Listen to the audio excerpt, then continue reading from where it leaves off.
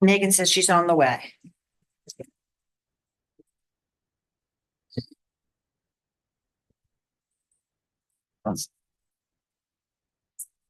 Okay, we have a quorum, so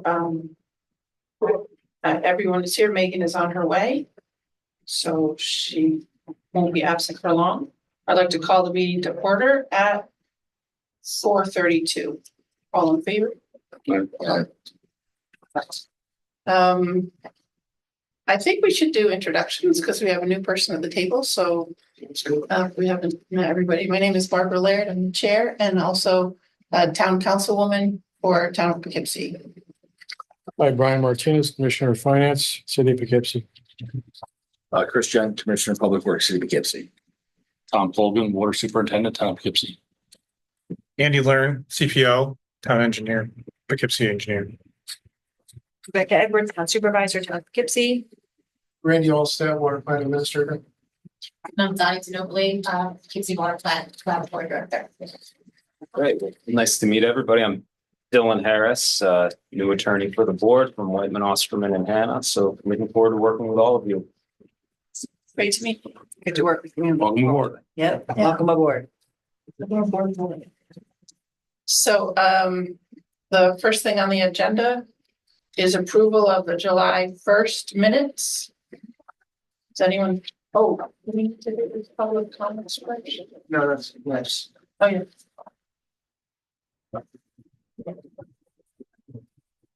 So moved. Second. Thank you. All in favor? Aye. The second part on the agenda is public participation. Yes, so I had some comments on the meeting minutes. Megan Dykstra was not at the July meeting and she was listed as being in attendance. And also the meeting minutes don't indicate that you went into executive session and then when you returned to regular session, you took a vote to accept the proposal from Whiteman, Osterman and Hannah. And that should be reflected in the meeting minutes. So That's correct. Those should be made. Those corrections should be made. Thank you. okay. And then the other thing that I was going to say, but now I see you do have the microphone. Yeah, it's great that you were deciding to record meetings. But if you went back and looked at the video, you could hear Randy because he was sitting up that end. But like Brian Martinez, if you were sitting down that end, he really couldn't hear you. So I was going to ask people to speak up, but Randy just said that Dottie took care of that with hopefully with a microphone. So that would be hopefully that would be helpful. Thank you. It's still with all the people trying to speak a little bit above normal, just so we get it recorded. Teacher voice? Yeah, teacher voice. I don't think anybody's ever asked me. Demonstrate that, Randy. No, never be louder. That's fair. I don't think anybody's ever asked me that.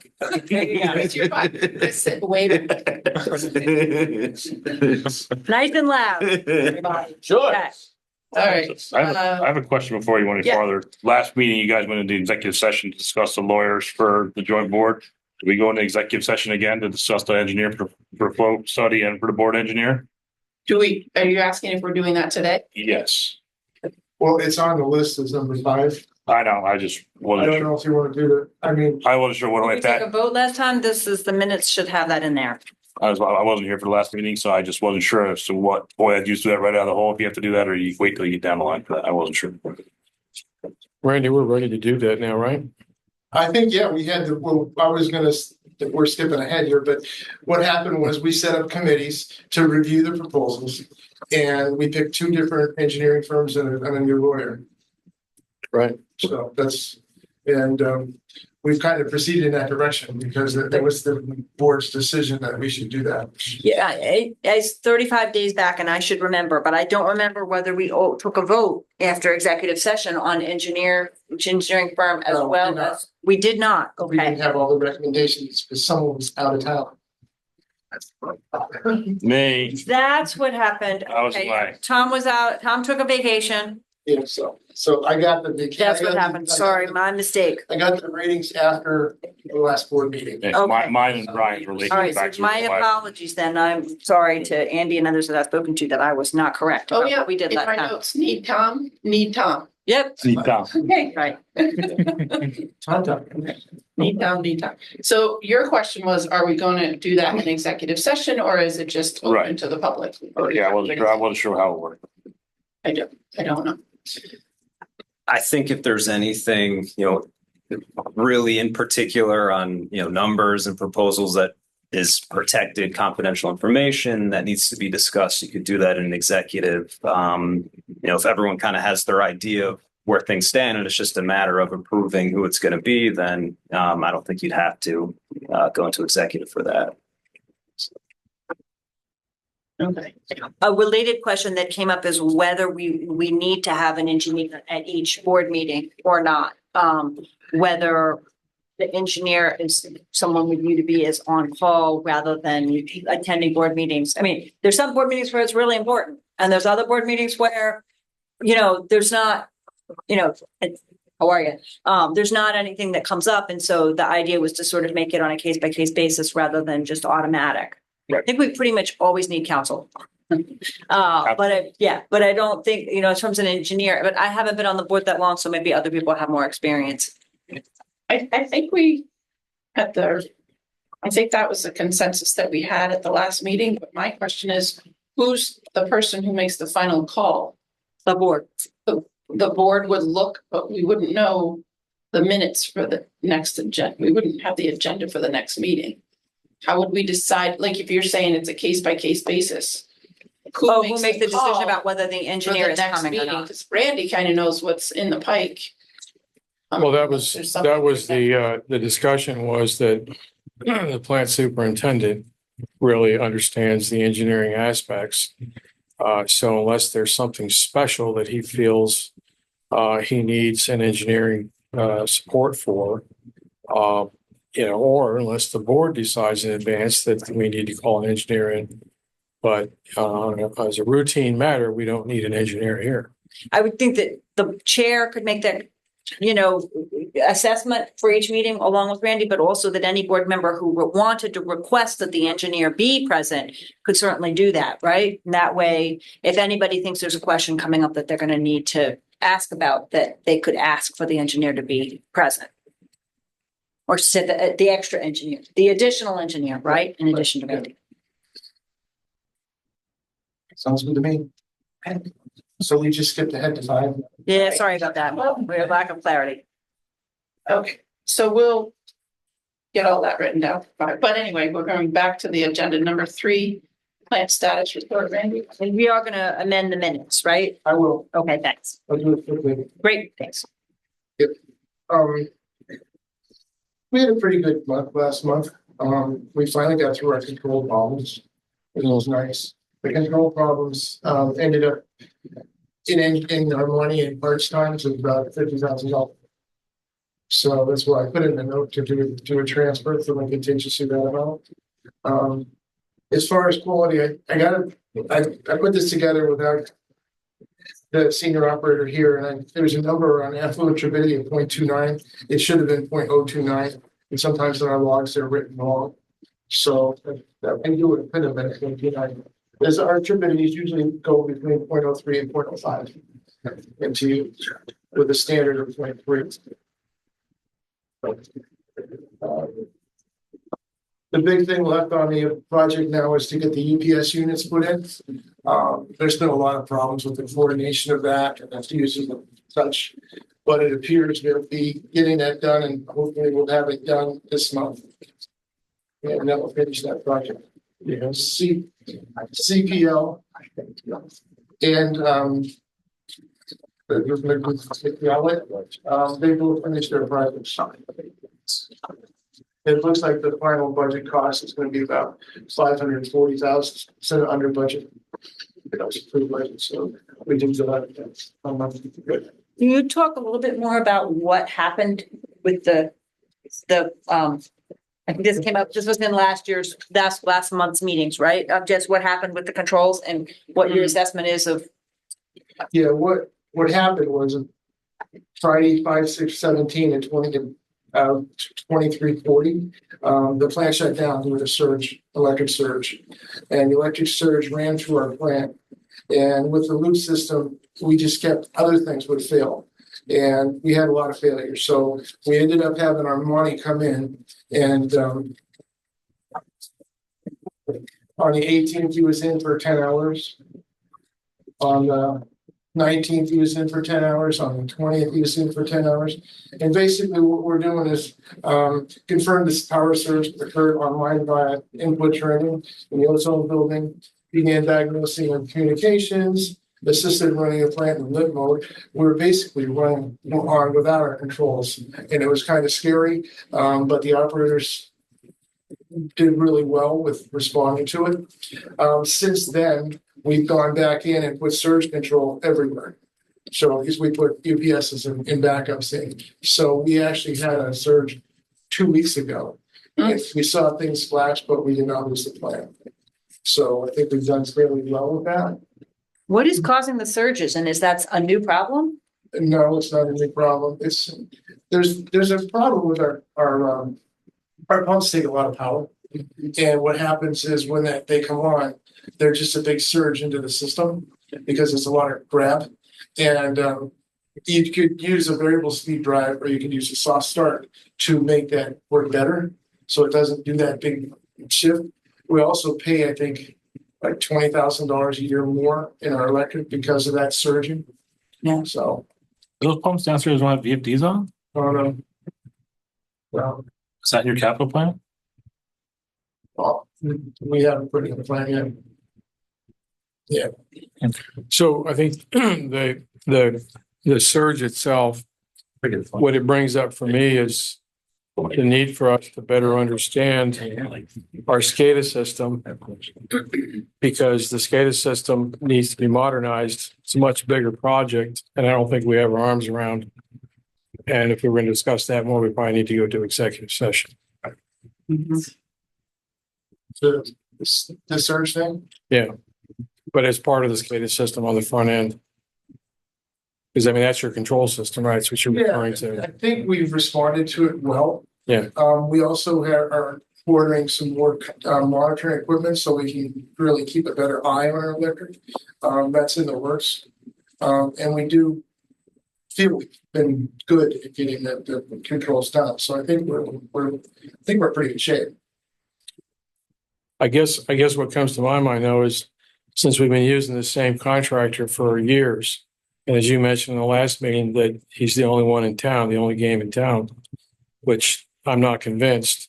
But the fact that we didn't have surge protection at key spots, and that it wasn't identified as a requirement gives me pause.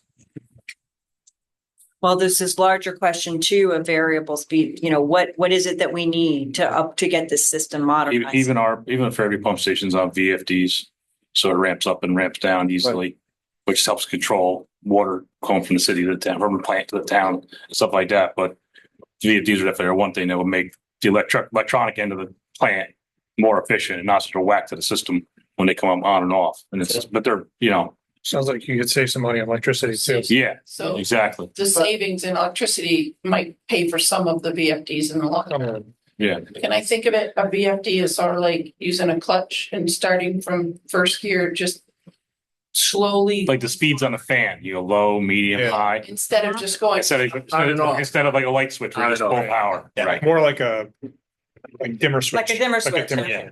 Yeah. Okay. Right, So it right. comes, you pull it on. Gradually comes up and gradually comes down. That helps me understand that. But your car analogy is appropriate, because if you put your foot on the gas really hard, you're not going to get as good gas mileage as if you took it easy. Right. Sure. But you might have to swap out the whole pump system for the VFDs. Yeah, exactly. If the pumps are rated for VFDs is one thing, if they're not rated for VFDs to the electrical current it takes to run them, that's a whole nother The operation. problem with these pumps are so big that Yeah. the engineers keep saying we don't have anywhere to put EPFD. Yeah. So but we did put 2 VFDs in our low lift out of the 4 pumps. There was a statement down there that there wasn't room enough to put 4 VFDs down. So we did get 2. We haven't done any major changes on our high lift pumps I think we put one new one in 2004. Other than that, we haven't done anything else. So, definitely can get together some stuff. We do have another control guy I'd talk to, and maybe it's time to bring him in and have him go over all this stuff to get hit with his thoughts. We went to VFDs in Fairview in 2006 with the upgrade for IBM and all that stuff. So I'll do that. I'll get this person to come down and review all our notes of what happened and see if we can give me some kind of report.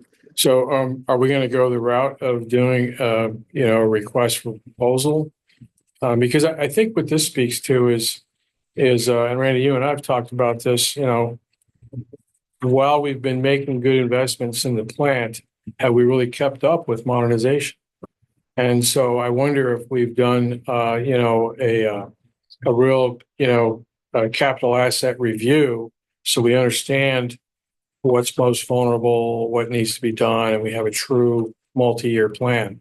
So I know most, plants like this, they call them different things, CARMS models and all the other stuff, right? But it's the capital asset review. So We have selected an engineer for the RFQ project. right. So we could have that engineer come in and give a detailed look and a report to confirm or find our weaknesses. Yeah, exactly. I think that's a good idea. Yeah, because with the SCADA stuff, SCADA gets outdated so quickly before you know it's 20 years and you're working with older stuff and they don't make the stuff, something that we deal with. We all use the same contractor for all this stuff. And I know on our end, our SCADA is weak. I mean, whatever is good, but there's a lot more it could be doing, but it's, it becomes more hands off for the general person because it's very, I won't say high tech, but in-depth stuff. It's not as simple. You got to be into that automation and all that stuff. It's definitely its own world. That's for sure. And it's all connected. Yeah, and we're connected here, and, and stuff like that. So yeah, so it's all together, kind of one big system per se. So I forget what SCADA stands for. We're throwing around the term. Supervisory control and data acquisition. Thank you. There you go. So, and that's a long acronym for the, think of it as your It's the brain here. your IT system for the system. So, it's kind of like your Wi-Fi or whatever. You're going to get certain information available in an automated fashion, possibly to the operator's phone, instead of having to go and observe physically. Those are some of the benefits. We don't do anything to phones because it opens the door for cyber attack. Exactly. So we have 24/7 here. If something goes on, the operator can call us. Yeah. So many plants do use phones. Yeah. So I guess I'm making that point because as Tom said, it sits on top of the operating system.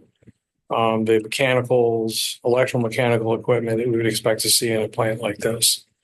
So that's kind of separate from the actual electromechanical gear, pumps and lifts and all that kind of stuff. Well, this gate is also telling it what it's got to do too, what the pumps and everything are doing. So it's working with it. Yeah. What it does, it monitors the equipment and then allows the operator to make changes with that equipment without going to the equipment. Yeah. Pretty much everywhere. So the filters, everything's controlled. It's the motherboard. Pretty much the brain. It's the brain. It's the whole brain. Yep. And if it goes down, you can't operate everything at manual. But that becomes labor intensive and easy to mess up. How are we doing on plant status report? I'm doing pretty good, I think. I just didn't know if we were done. We kind of got, sorry. Yeah. Contract negotiations. I just wanted to put in on the contract negotiation. IMA, no, that's the IMA working group. I thought maybe we should say we just had a meeting with the IMA working group and it's kicked off and went well. That's all I was thinking. And then, like I said, the cost to do the work for the ozone or for the controls was $50,000. So what I'd like to do is get approval to transfer $50,000 from contingency to the repair and maintenance equipment line. And that money's already been spent, so No, it hasn't. the 50 grand for Oh, yeah, our yeah, money. it hasn't paid for yet. Yeah, I mean, he's already performed the work. Right, yep. So it's just really a matter of paying the bill. So I moved to transfer 50,000 from contingency to the appropriate general ledger line to allow the plant superintendent to pay the bill for the contractor that performed the work to fix the filters. Second. All in favor? Aye. Aye. Was that done on an emergency basis, I assume? Yes. Yeah. We got it emergency through the city. That was unique. Okay, Just curious, you called, at what point did you call Armani in? Within like a short period of time after? Right, yeah. After the, Well, it was 2,300 and he was in by 85. I think he came, I think he came in right away. And that's been good. You know, he come in really quick. He was definitely. That's one of the things that's important with all SCADA stuff too, is a lot of these places are big companies are here, they're there, but like the localness of having someone that they're here in 20 minutes or they're here in 10 minutes is crucial with all this stuff. Because like I said, you gotta be certain individuals to get into this stuff and it gets sporty. That's one thing about that makes Armani great. I mean, the following weekend when there was other problems, he took a plane from Pennsylvania to here. He was here in an hour and a half and got picked up at the airport, Dutchess Airport, following weekend and stuff was going on. So like his dedication to get here is, he'll go get here one way or another. Planes, trains, and automobiles, he'll get here. okay, number 4, operating budget status.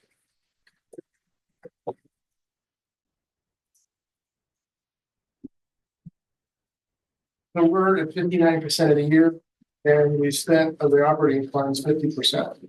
So there's still money that needs to be moved around, but I think we will be able to move things around and cover those other expenses that we have. Yeah, so one example of that is your contingency. You've spent nothing out of that. We just spent 50 grand. right. So that's why you've got this. No, I don't have that in this number that I'm talking about. The numbers are in the back, the contingencies in the different location. I guess the point I'm trying to make is that your expenses we're more than halfway through the year, but your expenses are a total at 46%, correct? Yes, So we've underspent based on a month straight line. straight line burn rate. Right. So part of that's because we haven't spent a contingency until now. In the report of receipts and disbursements, I'd just like to flag something that we talked about last week in budget meetings briefly as we were sort of beginning to review the budget. And I just want to make sure we talk about it here, and that is interest. We're holding a lot of, we have a lot of reserves, and the interest we're making, if we've got those accounts in NICLAS, we ought to have income from that, more than $200 so far this year. We should be making a good bit more about if we're sweeping into NICLAS accounts. So just want to tag that as a place where our income should be greater. And that might help us with a little bit of the margin on things like our contingency fund. So it's something, and I know you had already mentioned it, but it's something I want to make sure we keep an eye on over the course of So the I year. received a package from NICLAS and talked to one of their advisors.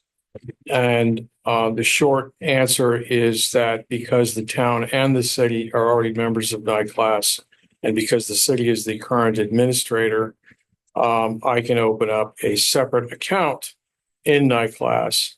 If we were just a plain Jane Water Authority, we would not be able to participate in NICLAS. But because the city is the administrative arm of the joint water venture, they can allow it. So I've tasked my deputy with getting those accounts opened. I would hope by the time we meet next month that we have those accounts open. And I'm going to open up a separate NICLAS account just for joint water, so that we keep everything nice and separate. So Great, thank you. it's $500,000 to $1 million. You're looking at today's rates, which are going to Thanks. slide precipitously over the next year. we still should be talking about $15,000 to $30,000 in interest, not Yes, $100. yes. Thank you. That's very helpful. Good news. That's a good catch. Yeah. Yeah, I don't know how long the town's been participating, but I know with the city, we transitioned a couple of years ago as To my class. as we began to experience these 5% high yield savings rates. It's we've gone from 27,000 to 600,000. Nightclub, yeah, the town has started doing that as well. Yeah. It's It's crazy. I mean, you can, it's totally liquid. You can sweep daily. NICLAS is really, I know there's a lot of complaints about state government and associated entities, but NICLAS really, I think, is something New York State's doing really well. Yeah, and so I guess the legal aspects of this are that since the town and the city both participate in NICLAS, and by that specifically, both the town and the city had to pass resolutions called municipal cooperation agreements to participate in NICLAS. So we've both done that. We're both co-owners of the joint water entity. So I take it, and I've got a council member sitting right here. I take it that we have the intent of council to, yes, participate in NICLAS. Why wouldn't we pull in all of our resources, our assets, joint water being one of them? So it's one of those times where things just couldn't have worked out any better if we had planned it. So Good. We kind of skipped over number 5. I'd like to say that we did the review of the proposals, and for the flow study, Martin Ludisi was selected. with Judas. The Judas. Judas. I blow that all the time. It's a hard one. I'm with you. For the legal, we picked Whiteman, Osterman, and Hannah, and for the engineer, we picked T&B engineer Tyne Long. And they were all scored and went through purchasing, so. So the council we voted on last time, Right. but we did not vote on the flow study and the water board because we were waiting for final numbers. The Right. water, the engineer. I think that the board did authorize the group to pick somebody. Okay. So we did have to pick somebody. Yeah, so we can just make it official. I want to make it official, just Okay. I move that we accept the recommendations of the committees for the RFP work for flow study and for the water board engineer. Second. All in favor? Aye. It's unanimous. I just want to thank CPL for the work they've done over the years. It's Yes. been much appreciated. Definitely done a lot of work over the years that's made the plant better. I haven't sent out information to the engineer, so I'll be sending it out tomorrow, because I want to get the board approval. Okay, Great. thanks. Okay. So we covered everything in 4 operating budget. RFPs are done. Number 6, you mentioned, Randy, the IMA working group just met. Does anybody want to tell us how it's going? Or how long you met, or? Sure, I'm happy to start. We felt we need a library of materials to make sure we're all starting with the same document. We had a good first meeting, but we waited for Mr. Harris to get here. Welcome aboard to help us pull together and make sure we have the right documents and that we are sharing them all together, including the original agreements, any amendments to those agreements, third-party water contracts. And so we talked on the phone Friday about getting the materials together so that we all have a common shared set of documents to begin with. And we sort of laid out a plan of meeting monthly, and maybe a little more often than that, once we've got everything together, to review these. And, I think it went well.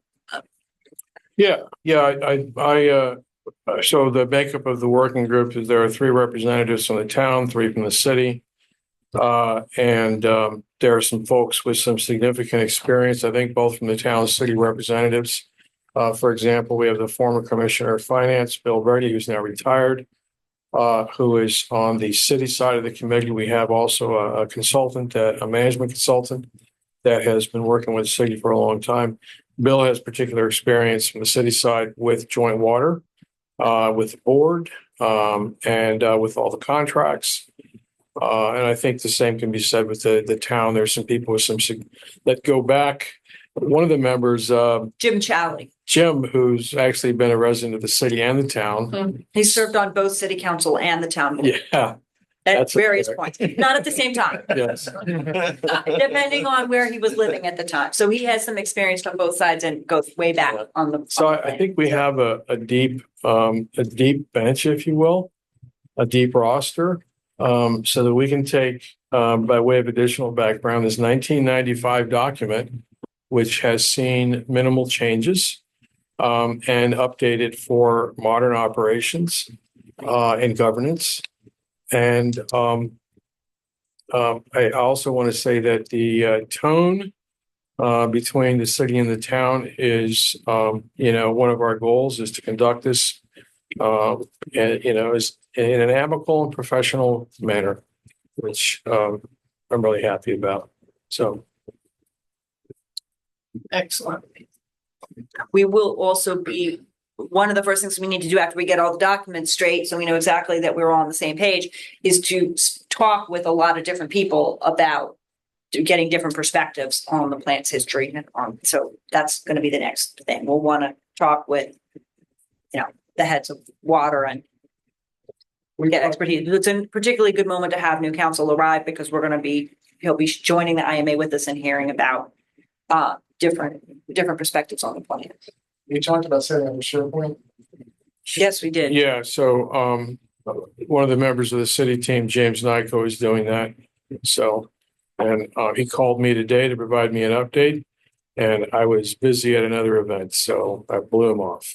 So, Well, but thank you because the city is in fact paying for that consultant from city funds, right? what's that? The city consultant who's coming to Yeah, help us manage that process. we're the city adding- is providing. We're adding that to his membership as a city representative is a city expense. Yep. So, in as much as we're all Right. going to pull on the same rope together, yeah, that's our contribution. So. Okay. Number 7 is contingency transfer, which We we did that. covered, done, out of order, but it's done. Okay, number 8, old business. Does anyone have old business? I got the letter from the Chippy people. Did everybody get that? Or was that No, just Chippy. me? No. I didn't get it. And I was like, why did I just get this? What letter did you get? The, hey, we're coming in and as the Commissioner of Public Works. And that's why I didn't know if it was to the board or who that was to. I got the same one. Okay, just making sure that, I'm on the loop. Yeah, they're supposed to be coming down this month. yeah. They're gonna go right by us, so. There was some matting down. I seen an email that there was some matting down or something like that. Over the cables, right? Matting is first and then the cable afterwards, Right, right? yeah. The matting is concrete. Is it Concrete. two parts or they're Really doing it doesn't all say at the that same time? much. Be The honest thought with you. was they were gonna put the mattresses down. But we're gonna, what they do is they protect the utility. Can I ask you to put that in the PDF and send it to the board members? Yeah, that's exactly why I asked, 'cause I had that feeling. Yeah. Well, speaking of old business and Chippy, did anyone find out more about this grant money that they're dangling in front of some people's noses, but not? Well, so there's a couple of funds that they have available to host communities, which include green jobs funds, particularly for disadvantaged areas. They did come and speak to Mayor Flowers and to me, and I think to other supervisors and mayors about those funds. Those are sort of separate funds that people can apply for specific projects, for environmental projects, for green jobs projects, things like that. The larger question is whether or not they will seek a pilot, and also whether or not there are funds available to the water plants. And I've been on the phone a lot, trying to figure out, and was on a call with Chippy and with Brian on Friday to try to ascertain whether funds that might be available to the water plants would be part of a county pilot for Dutchess County, that would go through the IDA, or would be separate and in addition to that. It does not appear that the latter is the case. They have made a pilot proposal to Dutchess, but Dutchess has not accepted it. It was withdrawn from the IDA. So there's a larger conversation going on there about pilots. I think that the piece that's germane to the joint water plant is whether or not funds would be available to water plants in the county as part of Chippy's community, host communities Post-community agreement. agreements. And so far, the farthest we've gotten as of Friday afternoon is a clarification that water plants had been in conversation with them, thinking that that was a separate fund. And Chippy says, no, we've set aside X amount of money for Dutchess County. And if part of it goes to the water plants, then it gets taken away. They're calling it a zero-sum game. So I think we're still investigating. So, Chris, I heard you Yeah. mention, why did Dutchess County? They think they can do refuse the better? Money. Do they think they can do better? I talked with a couple of people today and there is some lack of clarity. Yes, a pilot is usually in lieu of taxes. I asked directly Friday and Chippy representatives acknowledged that they do owe taxes to towns and counties through which it passes. Apparently measured on a by mile basis. The pilot would be in lieu of those tax payments that would be due to all taxing jurisdictions through which they are passing. How you value that is another question because you that's a measure special the miles. franchise. It's a special franchise, like a natural gas pipeline, like a power line, like anything else. It's a utility and it can be valued for assessment purposes. I would guess that we probably don't have any taxing jurisdictions, at least in our region, that look like this. Right? So the ability for our assessors to come up with a good value is one of the first questions we're asking. Right. And so, which then leads us to this idea that, well, why did they go directly to the county? And the answer that we got was that has been, it's just an easy practice, frankly, is what I gathered from the corporate response was it's easier to deal with the county rather than 50 municipalities. Well, the company, which is a private company, wants to stabilize what they owe. They want to offer what looks to them like uniform payments to counties and towns along the way. But there's an open question. There is an Office of Special Franchise Valuation in ORPS, the state office ORPS. And so there is a mechanism by which to try to ascertain what the value is, not assessor by assessor, town by town. There's a mechanism to ask the state to what the assessment value of the whole 339 miles is, and then how you divide that. So things have moved very quickly. I can tell on Monday, it is absolutely amazing that perhaps no one has approached ORPS because this is a statewide issue. I have not yet reached out to Ulster. I know that Chippy has withdrawn their pilot proposal in Ulster. So we may want to reach across the river and talk to folks there too. But I think there's a larger conversation to be had here. Well, it's just with the county executive today. So, yeah, okay. I think we have a whole lot of questions to ask about what's most advantageous financially in terms of the plant, the joint water plant, and the entities that fund the joint water plant. So I made a bunch of calls Friday. I made a bunch of calls today. I'm still trying to figure it out. Yeah. So interestingly, I guess one thing I might add, just kind of a little additional commentary is, I think one of the things that we're asking folks to consider is that a park on the waterfront is not the same as water production on the waterfront. That's right. So, So a case might be made that the water treatment plants are an important part of any pilot. So that's not measuring just mileage. What Brian said was the That would be plain meant. mileage of the Right. river in front of the town and the city is So- not the so same think as about the it. benefit of the treatment so center. Barbara, they were offering these pilots payments in lieu of taxes, right? Which normally, if you're going to build a piece of property and let's say you want low income housing, you want a tax break. So you go into the community, you ask them for a break on some known amount of taxes. Okay. So in this case, we don't know the value of the line that they're laying. So that's the first issue. But the mechanism itself was set up originally as just this pilot. And a couple of the other water plants came in, and frankly, without town and city at the table, and said, let's do a carve out for just the water plants. So good on them. Really appreciate the initiative. That carve out was a small percentage of the total pilot. And as Rebecca mentioned, there's a pot, and about 10% of that pot was supposed to be a carve out for a little less than 10% of the whole pot.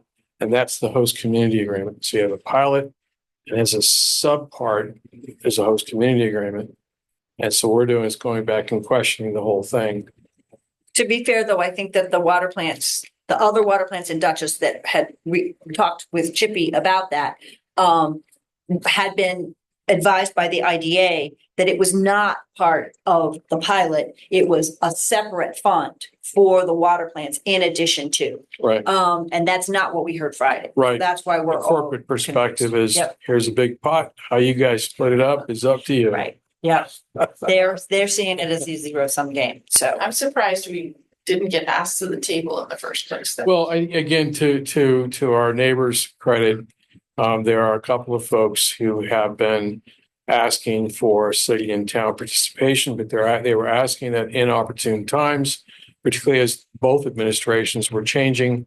And you know how things go. A couple months later, you ask again. Right. You know, so okay. And I think practically speaking, to have a pilot, you have to meet an exception to real property taxation. So in order to do that, typically it's going to be ownership by an IDA. So that might be why they just kind of bypassed and went right there. Because there's a few counties like Rockland where the towns are actually involved, school districts negotiate.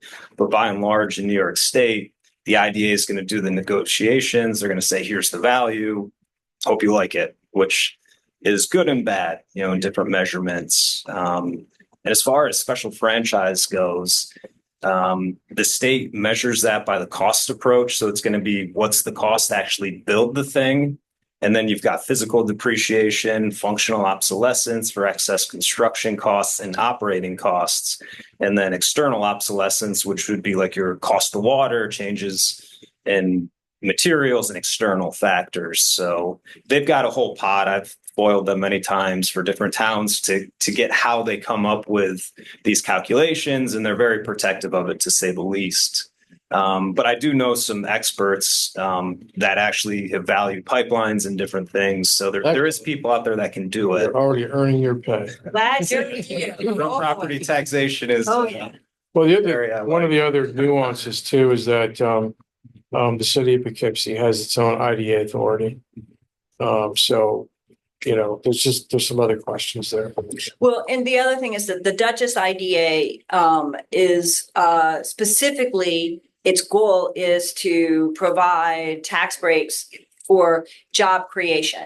And this is a really clear case in which there is no job creation here. It starts in Quebec, it's going to New York City, it's going to power 1 million households in New York City. It will create a lot of jobs in Queens, but it will create 0 jobs here in Dutchess. So it's really unclear what the basis for a pilot would be. Although Albany County and other counties have granted pilots, but it's coming through. I mean, some of this is part of it's terrestrial, part of it's submarine. So we're in the river piece, but they're doing eminent domain and all kinds of stuff up north on the overground part. But anyway. Can I just ask a simple question? Doesn't it sound a lot simpler just to tax them?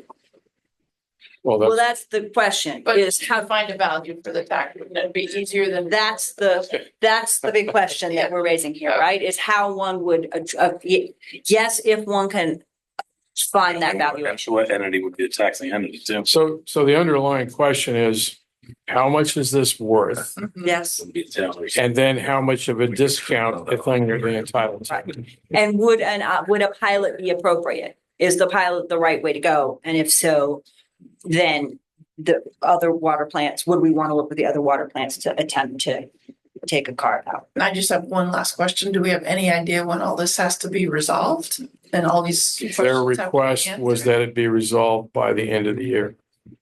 They will begin operations in 2026. So So we have until December. Well, their request, their corporate request was that it be resolved by the end of this year. And so remember why we give pilots, right, to investment groups. It's to provide, or to developers, it's to provide the investors supporting the developers certainty. So they're looking for that certainty to be provided around the first of the year, 2025. So they can then do whatever they're going to do to do the development piece. Does that make sense? Yes. Any other old business? We hear anything back, excuse me, we hear anything back from Wappingers on water? No? No. you know why the village shut down its own water system? I don't think they shut. Or they were proposing to take water from, The PFO or it was PFOAs or whatever it was that they were debating on. Having to put some big filtration system in their plant currently doesn't have, from what they were saying here that night. it's a PFAS issue then. Okay. And they were trying to debate if it's cheaper to just purchase water from us or if it's worth it for them to do the upgrades to their plant to do stuff. Okay. Okay, But that was a couple months ago and I haven't heard nothing since. I think Jim Moran was contacted by their lawyer. So it might be when you get around to it, that they contact the village and see where they're at. Do you know their issues, Randy? Because I haven't heard. I heard they were unable to filter. Yeah, they don't have the filters to do it. Yeah, it's a situation. Yeah, they've been having problems ever since they left us. Yeah. Yeah. That's why I was wondering, because that day when they were here, they were very urgent about, wanting to do something Well, right, at a fast pace. And now it's been like 2 months and I'm like, okay, where are they? Yeah. I right. mean, we don't think we ever come up with a rate Yeah. or never finalized a rate for them, I believe. But they were supposed to send Brian some stuff. What's that? Oh, yeah, didn't receive anything. Yeah. And I think now that Dylan has joined us, one of the big things we're wrestling with is third-party contracts, right? And which there've been a number of them over time. They're complicated. Many of them are through, one of them's with WWA for a number of different customers. Then we have others, and now we have a proposed additional one, right? So getting some clarity on the value of those third-party contracts and making sure that we're handling those properly. As a resident of the town or the city, who's funding the project and funding the water, how do we handle those third-party contracts? It's one of the crucial issues for the IMA, and I think for the board to have a full, clear understanding of those contracts. Absolutely. I reached out to Jim today and he's got more modern documents electronically, and I guess he has boxes that are at Wallace and Wallace. So he left Wallace and Wallace, he's at Jacobowitz and Gubitz now, which is in Orange County. So he's going to get me the electronic documents this week, and then I'm going to work with him and Craig to get the boxes just to kind of dig through and see what's there and to kind of get a full picture. So it's moving, but slowly to start. So once we have the documents, we'll start firing away on that front. Thank you so much. if old business is finished, anyone for new business? Okay. So I make a motion that we adjourn. We Second. all in favor? Aye. Right. It said, can I? Point of contact information. Yes.